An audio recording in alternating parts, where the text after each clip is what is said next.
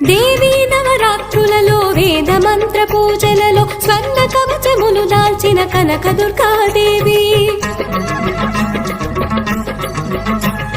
భవబంధాలను బాపే బాలా త్రిపుర సుందరి నిత్యానందము కూర్చే అన్నపూర్ణాదేవి లోక శాంతిని సంరక్షించే సుమంత్రమూర్తి గాయత్రి అక్షయ సంపదలెన్నో అవని జనులకందించే దివ్య రూపిణి మహాలక్ష్మి